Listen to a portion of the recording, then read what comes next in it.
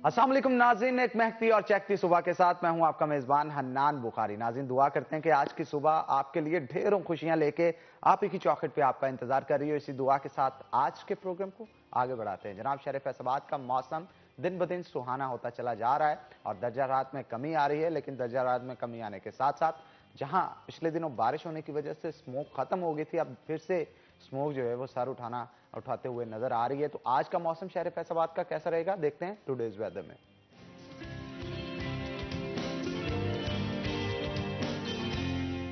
शाहिदा परवीन हमारे साथ मौजूद होंगी। शाहिदा, बताइएगा आज शहर फैसलाबाद का मौसम कैसा रहेगा? दर्जा रात में मजीद कमी आएगी? स्मोक की सूरत हाल क्या होगी? क्या बारिश के चांसेस शहर के अंदर मौजूद हैं या नहीं? जी हनान, फैसलाबाद का मौसम इस वक्त ठंडा और सर्द है। घर से धूप भी निकली हुई है और सूरज मियाँ जो अपनी तिरछी किरणें भी डाल रहा है ज़मीन पर, जिससे खूबसूरत सा मंजर भी पेश कर रहा है। गर्चा फैसलाबाद और इसके गिरदनवा में धुंध भी छाई और धुंध का राज जो है वो भी बरकरार है, जिससे सर्दी का एहसास जो है वो बढ़ जाता है और दर्जा राज जो उसमें भी कमी वाक़ हुई। आज जो दिन का कम से कम दर्जा राज था वो 9 डिग्री सेंटीग्रेड रिकॉर्ड किया गया, जबकि ज़्यादा से ज़्यादा 18 तक जाने का इम्कान जो है वो जाहिर किया गया है। जबकि हवा में इस वक्त नमी का तनासब 67% तक रिकॉर्ड किया गया। महकमा मौसमियात के मुताबिक आइंदा 24 घंटों के दौरान बारिश का कहीं भी कोई भी इम्कान जो है वो जाहिर नहीं किया गया है। अगर दोपहर के वक्त सूरज की तपश में कमी आएगी तो मौसम जो है वो मज़ीद ठंडा होगा।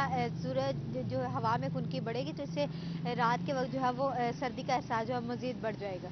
जी, बहुत शुक्रिया शाहिदा, आप शहर फैसलाबाद के मौसम का मौसम में जहां दर्जा रात में कमी आ रही है, सियासी दर्जा रात जो है वो दिन ब दिन बढ़ता चला जा रहा है। पीडीएम की जान से जलसे किए जा रहे हैं और नून लीग की जान से खासतौर पर पंजाब के अंदर कन्वेंशन का इनकाद किया जा रहा है, जिसकी वजह से सियासी पारा जो है वो दिन ब दिन हाई होता चला जा रहा है। गुज़श्ता दिनों 4 दिसंबर को फैसलाबाद के अंदर भी वर्कर कन्वेंशन का इनकाद किया गया।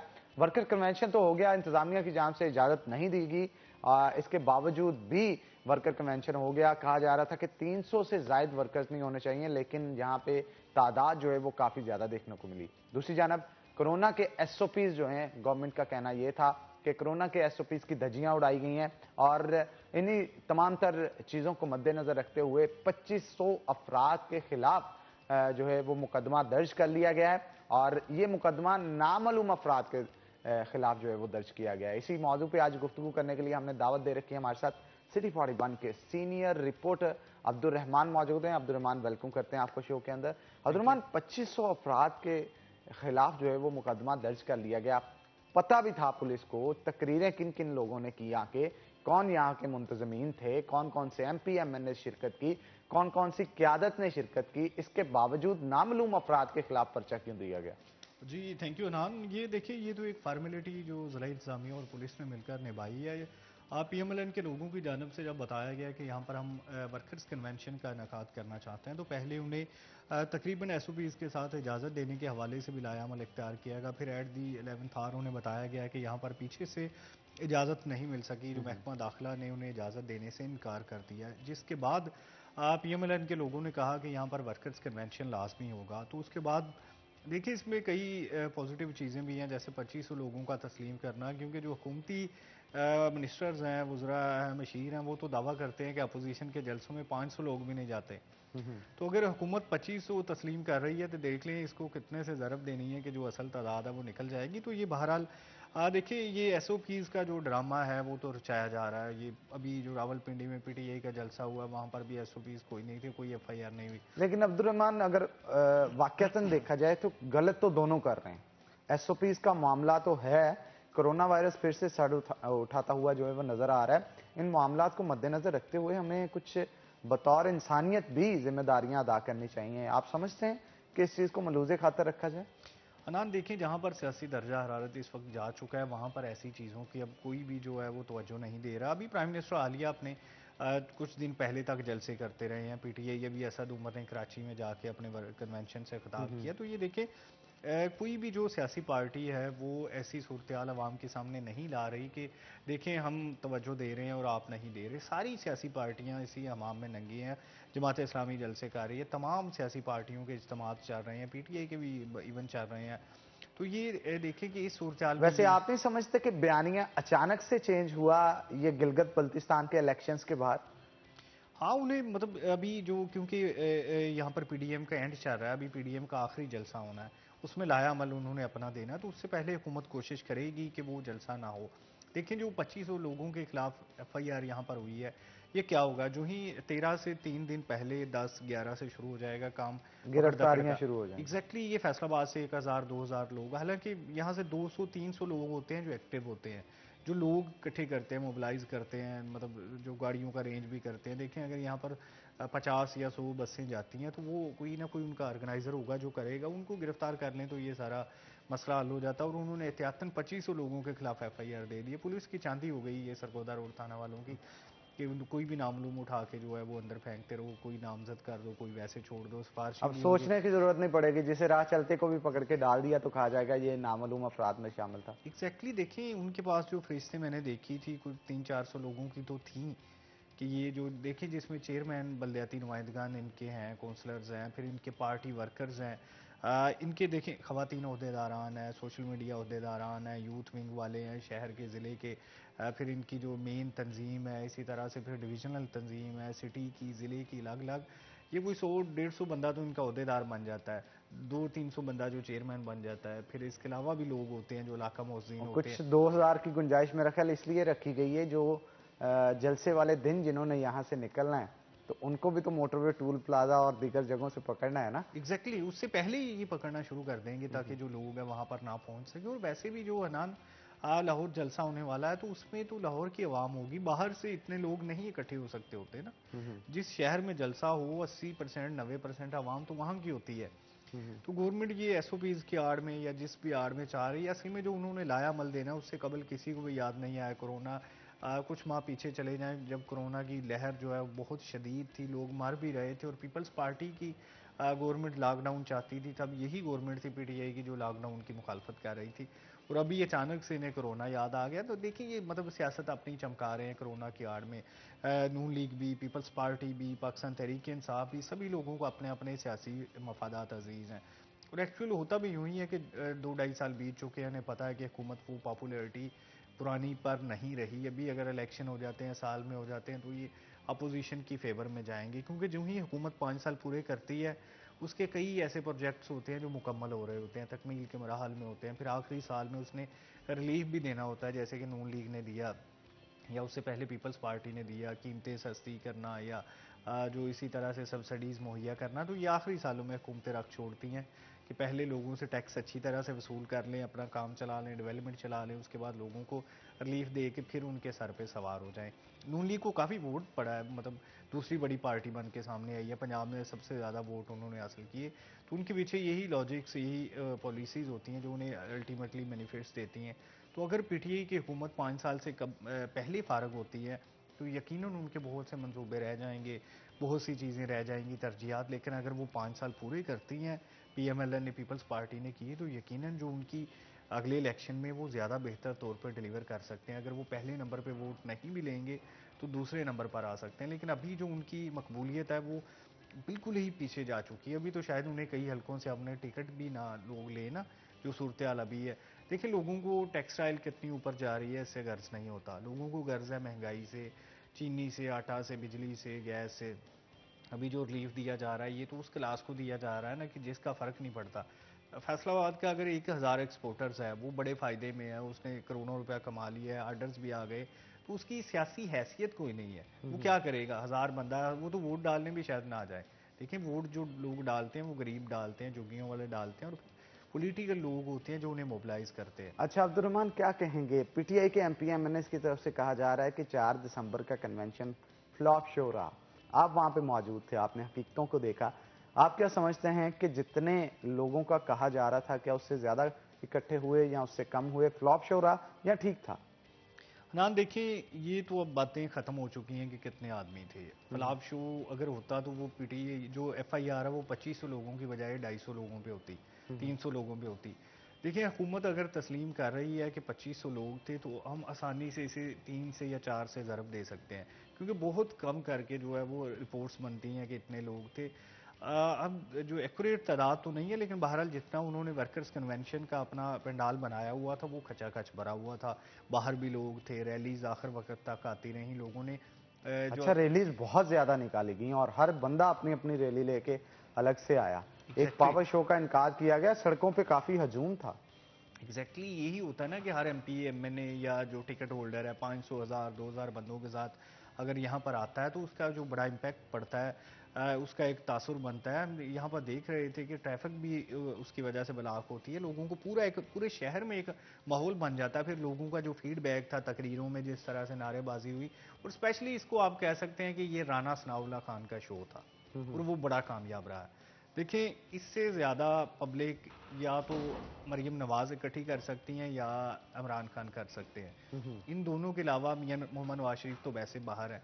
यानी कि पार्टीज़ की मरकज़ी क़यादत के अलावा जो इतनी पब्लिक इकट्ठी करना, ये सिर्फ राना सनाउल्लाह खान ही कर सकते थे और क्योंकि उन्होंने राणा कर साहब के दिखाया। पास एक और भी बड़ा टैक्ट है कि वो एमपी एमएनएस को इकट्ठा अपने साथ रखते हैं। उनकी ग्रुपिंग बहुत स्ट्रांग है राणा सनाउल्लाह की, और अगर उनकी क़यादत करते हैं तो उनके मसाइल पे भी अच्छे से तवज्जो देते हैं। और यही वजह है कि जितने एमपी एमएनएस और मेयर्स डिप्टी मेयर्स के जिम्मेदारियां जो लगाई गई, उन जिम्मेदारियों पे वो उस दिन पूरा उतरे और हर एक की कोशिश थी कि राणा सनाउल्लाह की नाराजगी से बचने के लिए भी कई लोगों ने बहुत ज़्यादा जो है तमाम किया। क्योंकि राणा साहब की तरफ से बाज़ औक़ात कहा भी गया है जलसों में कि जो इस दफ़ा पीछे रह गया उसे अगली दफ़ा मुस्लिम लीग नून जो है वो ऑन नहीं करेगी। आप क्या कहेंगे? जी बिल्कुल, ये आपकी बात 100% दुरुस्त है। ये उन्हें समझाया भी गया ऑफ द रिकॉर्ड भी, ऑन द रिकॉर्ड भी, मीडिया पे तकरीर करते हुए भी कि जो लोग पार्टी का साथ नहीं देंगे फिर पार्टी बुरे वक्त में उनका साथ नहीं देगी। और यहाँ पर बाकायदा वीडियोस बनी हैं, तस्वीरें बनी हैं, किसके साथ कितने लोग थे ये क़यादत के पास पहुँच चुका है। लेकिन जो एंड है वो अच्छा हुआ है, इस वजह से जो खामोशी है, अगर यही जलसा या यही कुर्सियां खाली रह जाती तो शायद जो है वो कई जो पार्टी अहदेदारान अपनी सीटों से भी हाथ धो बैठते। लेकिन क्योंकि जो खचाखच भरा हुआ था पंडाल, इसकी वजह से तमाम लोगों की इज्जत रह गई। देखिए, कुछ लोग होते हैं जो ज़्यादा पब्लिक ले आते हैं, कुछ होते हैं जो कम ले आते हैं, लेकिन बहरहाल हर एक ने अपना जो हिस्सा है वो इसमें डाला है और उसका नतीजा हमें यही निकला है कि यहाँ पर जो साबिक प्राइम मिनिस्टर थे शाद खकान अब्बासी, एहसन इकबाल या जो अवैस लगारी, तमाम लोग जितने भी बाहर से आए थे वो खुश होकर यहाँ पर गए हैं, हैरान होकर गए हैं कि बगैर मरकजी क़यादत के इतना बड़ा बहरहाल वर्कर्स कन्वेंशन और फिर इतना मुनज़्ज़म वर्कर्स कन्वेंशन। ये देखें, दो इस अलग मामले में अचीवमेंट होगी, पार्टिसिपेशन वरना होगी। राणा सनाउल्लाह ने तो 10,000 लोगों का ऐलान वहां पे किया था कि 10,000 लोग शामिल देखिए होंगे लाहौर के लिए। देखिए लाहौर में खुद ही जो पीएमएलएन की बहुत पॉपुलैरिटी है, हर शहर से उनकी सीटें लूज़ हुई हैं, लेकिन लाहौर से बहुत कम सीटें जो आ रहे हैं। ज़्यादातर लाहौर में उन्होंने जीती हैं सीटें, इवन ज़िमनी में भी जीती थी। शाद खकान अब्बासी को ज़िमनी से एमएनए बनवाया गया, साद रफ़ीक ज़िमनी से जीते। तो ये लाहौर में तो उनका जो अभी भी स्टिल होल्ड मौजूद है। सीसीपीओ जो उमर शेख को लगाना इसी वजह से पड़ा था प्राइम मिनिस्टर को कि पीएमएलएन का जो उधर होल्ड है वो कम किया जाए, क्योंकि जब मरीम नवाज रैली की सूरत में नैब गई थी, पथराव हुआ था, तो यहाँ पर स्टिल यही सूरत हाल है कि लाहौर में पीएमएलएन की मरकज़ी क़यादत के लिए बंदे इकट्ठे करना कोई मसला नहीं है। गुज़श्ता रोज़ मैं सोशल मीडिया कन्वेंशन देख रहा था, वहाँ पर अच्छे खासे लोग जमा थे। प्राइम और मिनिस्टर मरियम नवाज बड़ी ऑप्टिमिस्टिक थी। उनका कहना था कि ये जब मैंने इसकी भागदौड़ संभाली थी तो कुछ भी नहीं था, लेकिन 4 से 5 सालों के अंदर ये पाकिस्तान का उनका ये दावा था कि सबसे मुनज़्ज़म सोशल मीडिया का जो पावर सेल है वो बन चुका है। आप क्या कहेंगे अब्दुर्रहमान, इत्तेफाक करते हैं उनकी इस बात से आप? जी हाँ, देखिए 2015-16 में जब इन्होंने शुरू की ये सारा कुछ किया, जब उनके अगेंस्ट पीटीआई या दूसरी सियासी पार्टीज़ और कुछ डिपार्टमेंट भी इस तरह की कंपेन चला रहे थे, तो उन्होंने भी अपनी कंपेन चलाई। और बिलाशुबा भी जो पीएमएलएन का जो है सोशल मीडिया की टीम है वो पीटीआई से कहीं बेहतर डिलीवर कर रही है। देखिए, कोई भी जो उन्होंने ट्विटर पर जो ट्रेंड बनाते हैं, किसी भी इशू पर चलाते हैं, अभी हमने देखा ताज़ा ताज़ा कि बंदा ईमानदार है, तो ये जो भी एक ट्रेंड बनता है ना हुकूमत का, इमरान खान ने बनाया या पिछली हुकूमत ने बनाया या कुछ और ऑफिसर्स के भी बने, तो ये पीएमएलएन ने अच्छे खासे बिगाड़ दिए कि उन और लोगों। बिल्कुल ट्रेंड सेटिंग बनने के लिए खास तौर पे जो सोशल मीडिया है उसका अहम किरदार है। उसकी वजह यह है कि जो क़यादत के मुंह से अल्फाज निकले वो तो चंद एक लोगों ने सुने होंगे, टीवी पे भी बैठे तमाम लोगों ने नहीं सुने होंगे, लेकिन सोशल मीडिया, मोबाइल हर एक के हाथ में, कभी ना कभी फेसबुक, इंस्टा इन्होंने इस्तेमाल करनी होती है, ट्विटर इस्तेमाल करना होता है, तो उन अल्फाजों को मजीद मजेदार बना के पोस्ट कर दिया जाता है, जिसका मकसद ये होता है। अच्छा, एक जंग तो ऑन ग्राउंड नजर आती है ना, सियासत की। अब एक जंग आपको सोशल मीडिया के ऊपर भी नजर आती है और वो ज्यादा तगड़ी जंग तस्वुर की जा रही है इस डिजिटल दौर के अंदर। बिल्कुल हनान, देखिए हर बंदे के पास मोबाइल है, स्टूडेंट है या वो नहीं नहीं भी पढ़ रहा, बाहर रेडी वाला है उसके पास भी मोबाइल मौजूद होगा। वो है भी एंड्रॉइड, वो टिकटॉक भी देखता है। टिकटॉक की बैन करने की भी एक बड़ी वजह यही सामने आई थी कि उस पर हुकूमत पर बड़ी और तनकीद होती साउथ रही। बट की वीडियोस में एग्जैक्टली। देख रहा था, हाँ। लाहौर कन्वेंशन के अंदर जनाब साउथ बट छाए हुए थे और लोग बड़ा चेयर कर रहे थे उनकी मौजूदगी को। हाँ, वो जो इससे उनका अंदाजा स्टाइल लगाया है। जा सकता है कि हाँ। पॉपुलैरिटी का ग्राफ इन लोगों का सिर्फ पार्टी के ऊपर टिकटॉक बनाने पे कितना अप हो जाता है। तो इस मौजू पे मजीद गुफ्तगू करेंगे अब्दुर्रहमान, लेकिन एक छोटी सी ब्रेक के बाद। तो नाज़रीन एक ब्रेक लेंगे, ब्रेक के बाद दोबारा हाजिर होते हैं, कहीं मत जाइएगा, हमारे साथ रहिएगा।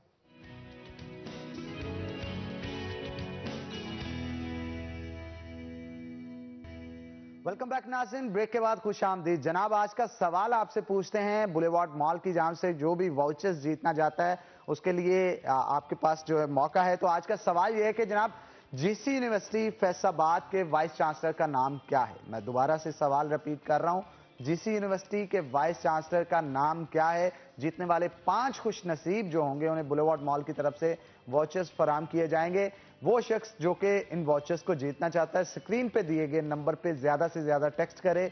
ज्यादा से ज्यादा टेक्स्ट करने वाले 5 खुश नसीब जो होंगे उन्हें बुलेवार्ड मॉल की तरफ से वाउचर्स दिए जाएंगे। उन वाउचर्स से वो खरीदारी भी कर सकते हैं, वहां पे खाना भी खा सकते हैं, एंटरटेन भी हो सकते हैं। तो जनाब आज का सवाल जो है मैं फिर से रिपीट कर देता हूं कि फैसलाबाद जीसी यूनिवर्सिटी के वाइस चांसलर का नाम क्या है?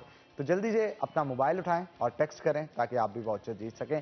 तो ब्रेक के बाद हमें ज्वाइन किया है आजाद अली तबस्सुम साहब ने, जो कि पीएमएलएन के जनरल सेक्रेटरी भी हैं जिले के और इसके अलावा एक्स एमपीए भी हैं। जनाब वेलकम करते हैं आपको शो के अंदर। और अब्दुर्रहमान तो ऑलरेडी हमारे साथ मौजूद थे, उनके साथ भी गुफ्तगू जारी थी।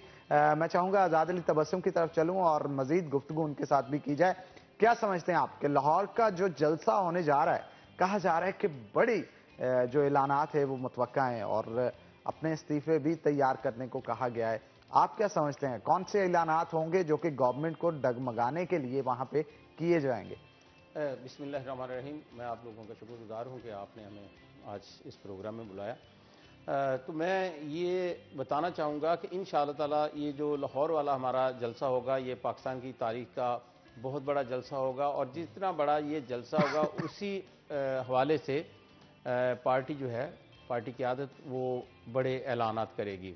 उसमें जो ऐलानात मतवक्को हैं उसके मुताबिक ये है कि हम इस हुकूमत को जिसने अवाम का जीना दो भर कर रखा है, तो इससे निजात के लिए हमने जो फैसले वहाँ पे करने हैं उनमें जो बड़ा फैसला है वो ये है कि ये तहरीक जो है किसी न किसी शक्ल में उस वक्त तक जारी रखनी है जब तक इमरानी हुकूमत से छुटकारा नहीं मिल यहाँ जाता। पे इशारा लॉन्ग मार्च की तरफ तो नहीं है आपका? हाँ, इसमें लॉन्ग मार्च भी हो सकता है, इसमें धरने भी हो सकते हैं, इसमें रैलियाँ भी हो सकती हैं, लेकिन इंशाअल्लाह ताला इस हवाले से हमारी मरकज़ी क़यादत जो है ये 13 दिसंबर को जलसे में ही सरप्राइज़ देगी। ठीक है, और इस्तीफों का भी कहा गया है कि तैयारी रखें। जी हाँ, बिल्कुल। इस्तीफों के हवाले से भी हमारी पार्टी जो है वो फैसला कर चुकी है कि जो भी हमें जिस हद तक जाना पड़ा हमने जाना है और इमरानी हुकूमत के लिए चाहे इस्तीफों का ऑप्शन इस्तेमाल करना पड़ा तो वो ऑप्शन भी हमने इस्तेमाल करना है। अच्छा इजाज साहब ये बताइएगा, यहाँ पे जो 4 दिसंबर को कन्वेंशन हुआ था, आपने भी उसमें बड़ी ज़बरदस्त तकरीर की थी और जमे गफीर था जो कि आपके वर्कर्स का यहाँ पे मौजूद था। 2500 नामालूम अफराद के खिलाफ FIR कट की गई है। आप क्या समझते हैं, ये जायज़ किया गया?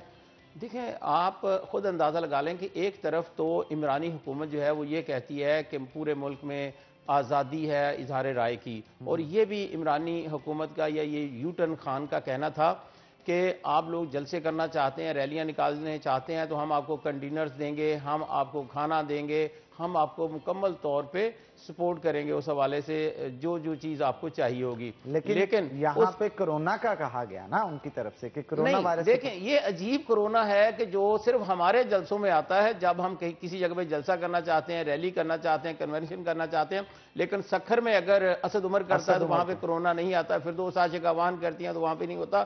खुद इमरान अगर गिलगित बल्तिस्तान में जाके जलसे करते हैं या कहीं पे भी इनकी गैदरिंग होती है वहां पे कोरोना नहीं आता।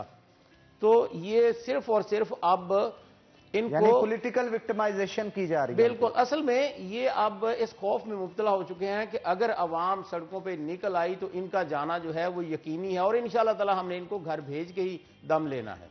चलें जी, अब्दुर्रहमान भी हमारे साथ मौजूद हैं। अब्दुर्रहमान, आप इत्तेफाक करते हैं कि ये पॉलिटिकल विक्टिमाइजेशन है? देखिए हनान, ये तो हर हुकूमत का हक होता है जो जिसको पॉलिटिकल विक्टिमाइजेशन कहते हैं। जब पीएमएलएन हुकूमत में थी तब इन्होंने पीटीआई के साथ एक धरने के बाद क्या किया था, तो ये तो वही चीज़ें होती हैं। जिस तरह से इनकी गिरफ्तारियां हो रही हैं, नज़रबंदियां हो रही हैं, एज लाइक पीपल्स पार्टी या पीटीआई के साथ भी हो चुका है। तो ये देखें कि उसको जब पता है कि ये हुकूमत गिराने के लिए निकले हैं तो फिर वो रोकेगा तो सही ना। देखिए 5 साल के लिए वोट लेके आए हैं, मैंडेट मिला 5 साल का, तो उसको गिराना भी तो उतना ही गैर कानूनी है। अगर उसके स्टेप्स को गैर कानूनी कहा जा रहा है तो फिर जो कोरोना की आड़ में सियासत चमकानी, जैसे कि पिछले कोरोना की पहली लहर में अपोजिशन ने भी पूरी सियासत चमकाई थी हुकूमत के खिलाफ, दूसरी लहर में अब वो चमका रहे हैं। तो ये तो देखिए अवाम दोनों तरफ से ही बातें हो रही होती हैं, अवाम किसकी बात ज़्यादा सुनती है वो जीत जाता है, जिसको अवाम जो है वो कम सुनती है वो हार जाता है। तो मौजूदा हुकूमत अनपॉपुलर है, महंगाई पे कंट्रोल नहीं है, तमाम चीज़ें अपनी जगह। लेकिन दूसरी जानब अभी पीडीएम से पहले जो अपोजिशन की सूरत हाल थी कि वो बिल्कुल मुतहद नहीं थी, असम्बली में उनका कोई बिल पास नहीं हो रहा था, सेनेट में उनकी अदम एतमाद नाकाम हो गई थी और अपोजिशन बिल्कुल एक साइड लाइन लगी हुई थी। फिर यहाँ पर पाकिस्तान पीपल्स पार्टी की जानब से इनिशिएट लिया गया, यहाँ पर एक ऑल पार्टीज़ कॉन्फ्रेंस का वहाँ पर डिसाइड हुआ। मियां नवाज शरीफ ने तकरीर भी की, बड़ी मशहूर ज़माना, वहाँ पर डिसाइड हुआ कि यहाँ पर पीडीएम बनाई जाएगी वगैरह वगैरह। तो ये अभी जो पीपल्स पार्टी के प्लेटफॉर्म पे चीज़ें चल रही हैं, इसमें खुलकर बातें सामने आ रही हैं। लेकिन हुकूमत गिराने का क्या तरीका होगा, हुकूमत किस तरह से गिरेगी, अभी तमाम चीज़ें जो है वो हवा में है।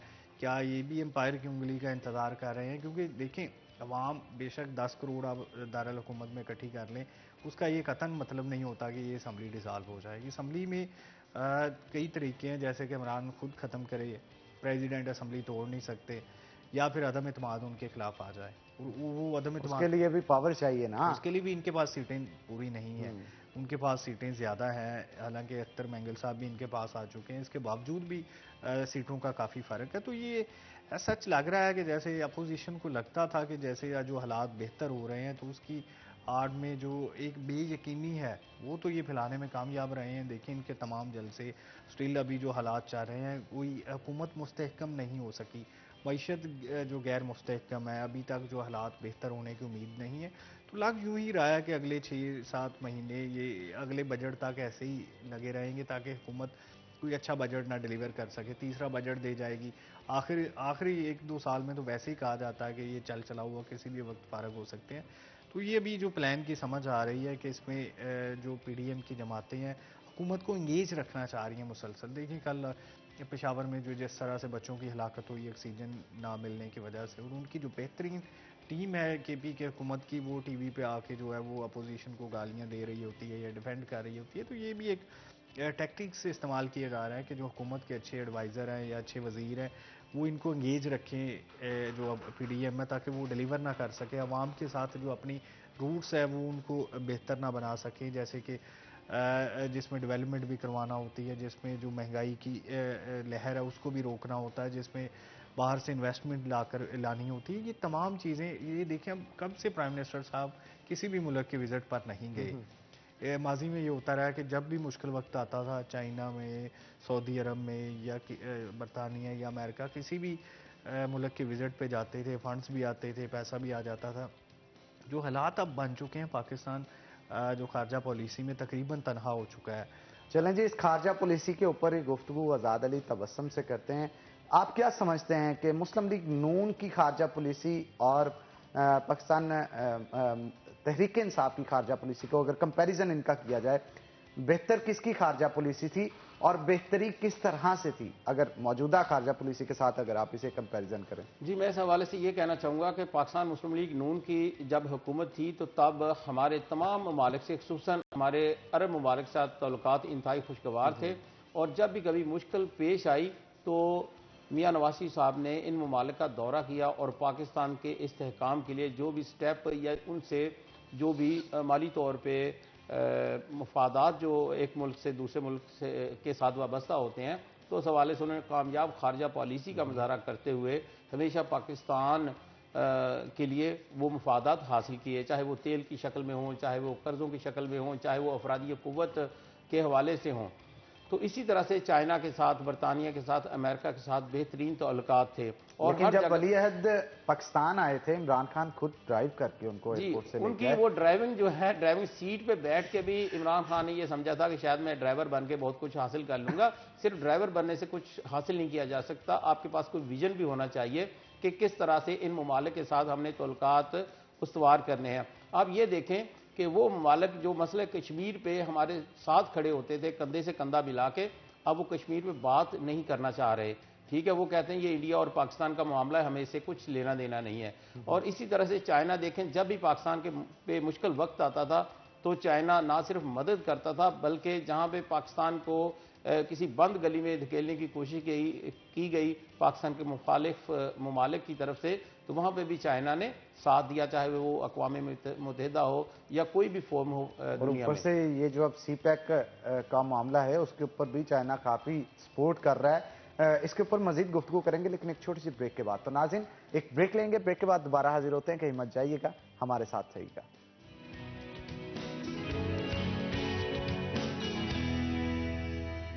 वेलकम बैक नाज़रीन, ब्रेक के बाद खुशामदीद। आज़ाद अली तबस्सुम हमारे साथ मौजूद हैं, उनके साथ गुफ्तगू करते हैं और पूछते हैं कि यहाँ पे जो कन्वेंशन हुआ, इस हवाले से उनका क्या कहना था, कितनी तादाद थी। आज़ाद साहब, क्या कहेंगे आप? मुस्लिम लीग नून के वर्कर्स जो हैं वो काफ़ी निकले तो थे, लेकिन PTI की जानिब से ये कहा जा रहा है कि जलसागाह खाली रह गई। क्या कहेंगे आप? जी बिल्कुल, ये लोग तो आप उस वक्त कवरेज भी कर रहे थे, आप लोगों से कोई ढकी छुपी बात भी नहीं है कि पूरा हमारा पंडाल भरा हुआ था। और जो साहिल हॉस्पिटल है वहाँ से लेके मिल्लत चौक तक बाहर सड़कों के ऊपर भी गैदरिंग थी। तो मेरा ख्याल है ये कम से कम 10,000 से ज़्यादा लोग थे। और ये भी बात आपको बता दूं कि ये सिर्फ वर्कर कन्वेंशन था, कोई जलसा नहीं था।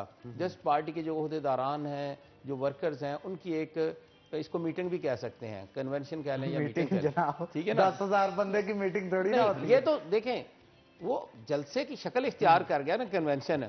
तो ये उसमें तो शाहद खकान अब्बासी तो ने भी कहा था जी, वहाँ पे। PTI वाले जो हैं वो इसको चाहे 10,000 को 10 बंदे कह लें, तो उनका तो काम, उनका वतीरा ही झूठ बोलना है, उनकी बुनियाद ही झूठ पे रखी गई है और वो मरते दम तक झूठ बोलते रहेंगे। अच्छा, जो खवातीन विंग है उसकी नुमाइंदगी कितनी की थी वहाँ पे? हाँ, खवातीन की नुमाइंदगी के हवाले से मैं ये कहूँगा कि ज़िला की सतह पे ना तो उनको उस तरह से मैनेज किया गया कि वो हज़ारों की तादाद में आए, क्योंकि ये खालिस्तान जो था वो वर्कर्स और ओहदेदारान उनका जो थे कन्वेंशन था, तो उसमें चूंकि खवातीन को पार्टिसिपेशन के लिए नहीं कहा गया था और अपनी मर्जी से खवातीन आई लेकिन थी या इसके बावजूद ओहदेदारान आई खालदा थी, मंसूर तो और खासी तादाद जो है खवातीन की वो मौजूद थी, ओहदेदारान की मौजूद थी। लेकिन जिस तरह से मर्द वर्कर्स को कहा गया था, इस तरह से हमने खवातीन को नहीं कहा। बिल्कुल ठीक बात है। और इसके अलावा अगर बात की जाए तकरीरों की, तो राना सनाउल्लाह की तरफ से खास तौर पे ये मेंशन किया जा रहा है कि जो वर्कर या जो सियासी रहनुमा अब ना उठा PMLN की जानब से, तो उसे आने वाले दौर के अंदर अकोमोडेट नहीं किया जाएगा पार्टी की जी तरफ। बिल्कुल दुरुस्त है। देखें, कुछ बंदे होते हैं वो, उनको कहा जाता है या टारगेट पूरा करने के लिए कहा जाता है कि जी आप रैली लेके आनी है और अपनी जो शमूलियत है इसमें रैली में भरपूर तरीके से करनी है। तो अगर कुछ बंदे जो हैं वो जस्ट सेल्फी बना के वहाँ पे आ जाएं और या स्टेज पे बैठ जाएं या गैदरिंग में खड़े होकर इस तरह से कर लें, तो राना साहब इन चीज़ों को बड़े अच्छे से मॉनिटर कर रहे हैं। वो कह रहे हैं कि जिस तरह से नवाज शरीफ साहब ने कहा है ना कि भी बिला खौफ बिला झिझक आप लोगों ने, जिन्होंने खौफ रखना है, जिन्होंने डरना है, तो उनके लिए पार्टी में कोई जगह नहीं है। तो अब खौफ को बाहर निकालना है और सड़कों पे भी आना है, रैलियों में भी शामिल होना है, आपने जलसों में भी शामिल होना है। पूरी एक्टिविटी जो है वो हर बंदे की, चाहे वो ओहदेदार हो, वो टिकट होल्डर हो, वो मौजूदा MNA हो, MPA हो, तो उसको पूरी एक्टिविटी शो करनी है, उसको दिखानी है अपनी कारकर्दगी कि मैं अवाम में जा रहा हूँ, मेरा कारकुनों के साथ राब्ता है। और इंशाअल्लाह ताला मुझे लाहौर बुलाया जाए, मुझे कराची बुलाया जाए, मुझे इस्लामाबाद बुलाया जाए, मुझे पाकिस्तान के किसी भी कोने में अगर पार्टी बुलाती है तो मैं इंशाअल्लाह ताला अपनी पूरी नुमाइंदगी करूंगा, हल्के की नुमाइंदगी करूंगा, या जो ओहदा मेरे पास है तो मैं उससे इंसाफ करते हुए लोगों को घरों से निकालूंगा इस इमरानी हुकूमत के खात्मे के लिए। अगर कोई बंदा ये समझता है कि वो अकेला ही गाड़ी में आके तो वो किसी रैली को हाईजैक कर लेगा या वो शो करेगा कि जी मैं बहुत बंदे लेके आया हूं, तो अब ऐसा नहीं होगा। सोशल मीडिया की टीमें हैं, उनको एक्टिव किया गया है कि लेकिन कई बंदे तो हर ऐसे जो लेके नहीं आए। आबद शेर अली की अगर बात करें जी तो वो तो मंजरे आम से ही गायब है ना। आबद शेर अली शेर साहब अली चूंकि वो लंदन में हैं, तो इसलिए जनाब काफिला जी तो आ सकता था कि नहीं उनकी जान से? हाँ आ सकता था। ये तो सही जवाब तो शेर अली साहब, आबद शेर अली साहब ही दे सकते हैं। आपके ताहिर जमील साहब नहीं नजर आए? हाँ जी बिल्कुल, ज़ाहिर है वो शेर अली ग्रुप से बिलोंग करते हैं, तो उनकी अपनी कोई सोच होगी, उसके मुताबिक वो नहीं आए। तो इस हवाले से भी अगर ताहिर जमील से ही सवाल किया जाए तो मैं समझता हूँ कि बेहतर होगा। जनाब आपसे भी तो सवाल जी करना मैंने तो बनता है बता ना। दिया कि उनकी अपनी कोई मजबूरियां होंगी, चूंकि आबद शेर अली साहब तो लंदन में लेकिन बैठे यहाँ हैं, तो पे मैं काम तो खासतन मुस्लिम लीग नून के लिए किया जा जी रहा है हाँ ना। बिल्कुल मुस्लिम लीग तो नून के लिए किया जा रहा है। मुत्तहिद होना चाहिए था जी यहाँ हाँ, पे। क़यादत देख रही है ये जो कुछ भी हो रहा है, क़यादत देख रही है। और जो आपने बात की है कि राना साहब ने ये बात किया, और इंशाअल्लाह ताला राना साहब ने एक एक बंदे पे नजर भी रखनी है कि कौन काम कर रहा है, कौन नहीं कर रहा, कौन महज नंबरबाजी कर रहा है। तो क़यादत को ना कोई भी बंदा जो है वो धोखा नहीं दे सकता। उनके साथ अगर वो कहे ना कि भाई हम कोई चालाकी कर लेंगे, ऐसा मुमकिन नहीं है। चले जी और इस अब्दुर्रहमान वक्त से इस जी हवाले से पूछते हैं। अब्दुर्रहमान, आबद शेर अली, ताहर जमील कोई भी इनमें से नजर नहीं आया, ना ही इनकी क्यादत थी और ना ही इनका कोई जलसा कन्वेंशन के अंदर शामिल हुआ। आप क्या समझते हैं, ये कन्वेंशन को कहीं फेल करने के लिए तो नहीं ये इनकी तरफ से हाथ जो है वो रखा गया? हनान देखिए, ये डिवीजनल वर्कर्स कन्वेंशन था, और ये डिवीजन के वर्कर कन्वेंशन में हाजी अकरम अंसारी समेत जितने भी लीगी अहदेदारान हैं, उसमें ना तो वो चौधरी अवध शेर अली हैं, ना मियाँ ताहिर जमील है। वो अपना जो अलग ग्रुप है उनका, देखिए उनके पास कोई भी पार्टी ओहदा नहीं है। अवध शेर अली के पास मरकजी तौर पर नायब सदर का ओहदा है, नीचे डिवीजन में कोई नहीं। इसी तरह से मियाँ ताहिर जमील के पास भी नहीं है, मुखालिफ ग्रुप भी है, फिर उन्हें इन्वाइट भी नहीं किया गया।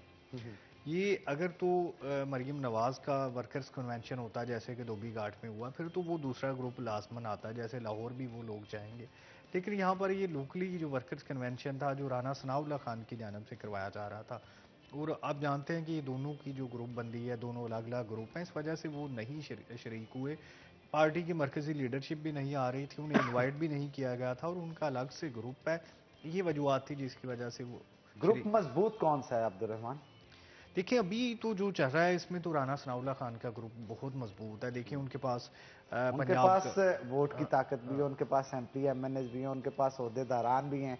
अगर दूसरी जानब आबद शेर अली का मुआवजा किया जाए, किसी दौर में कंपेटिटर होते थे, लेकिन राना साहब अब मेरा ख्याल है बहुत आगे ऐसे निकल ही गए। पंजाब की सदारत इनके पास है, डिवीजन की, सिटी की, ज़िले की, यूथ की, तमाम अब जो चीज़ें हैं तंजीम साजी इनके गिर्द घूम रही है, जितने भी ख़वातीन की हो।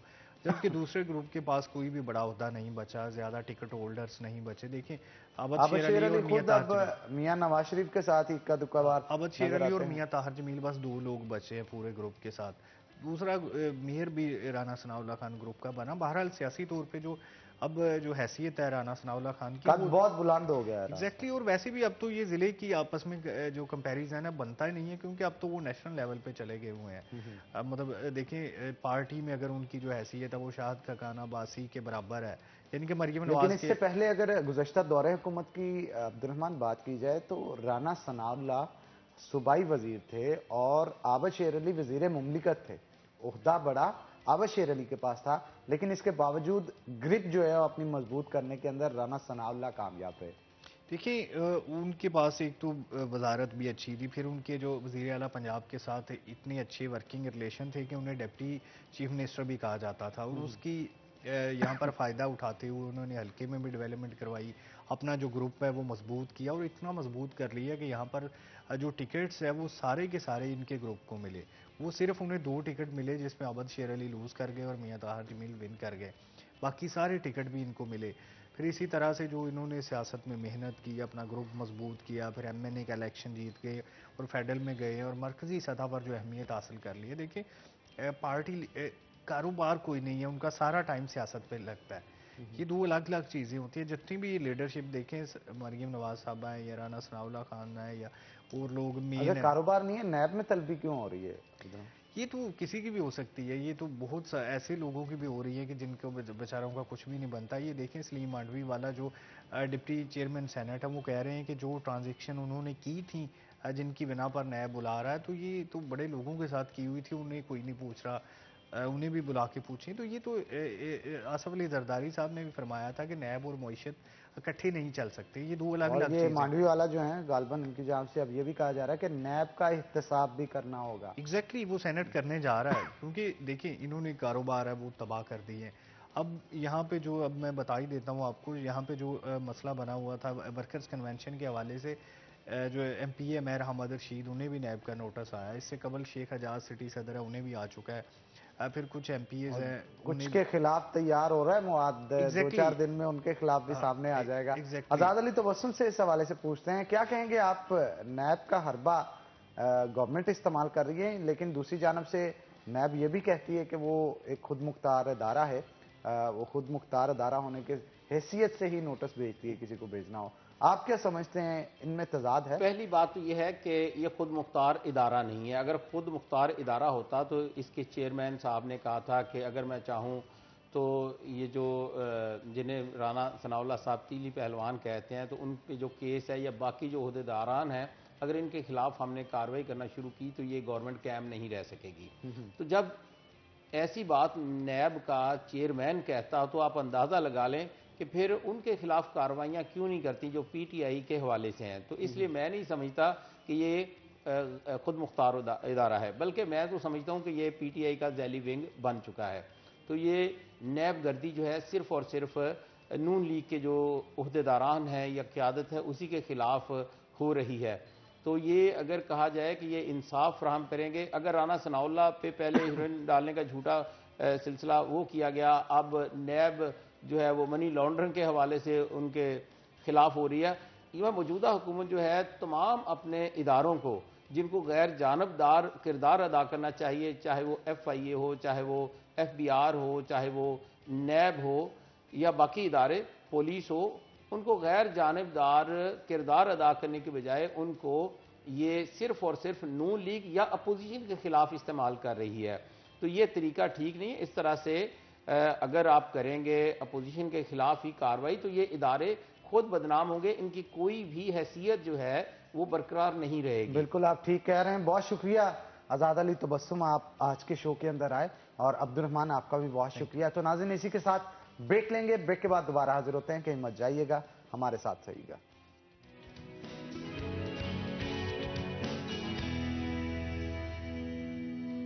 सेगमेंट किचन स्टार्ट हो चुका है। चलते हैं किचन में और देखते हैं कि आज मैडम कुकू यानी हमारी शेफ किंजा जो है हमें क्या बना के खिला रही हैं। अस्सलाम वालेकुम शेफ, कैसी हैं? अस्सलाम वालेकुम सर। अस्सलाम वालेकुम एवरीवन। अल्हम्दुलिल्लाह, आप कैसे हैं सर? मैं भी बिल्कुल ठीक ठाक। मैडम, आज कुछ रेसिपी जो मुझे दिखाई दे रही है ना, कुछ डिफरेंट लग रही है, और मुझे लग रहा है आज मेन्यू जो तैयार होने जा रहा है उसमें कहीं ना कहीं हरी मिर्च का लाजमी तौर पे तड़का लगाया जाएगा, क्योंकि जो चटनी यहाँ पे इस कदर ज्यादा क्वांटिटी में पड़ी है, मुझे यूं महसूस हो रहा है जैसे आज चिकन उसमें मैरिनेट किया जाएगा।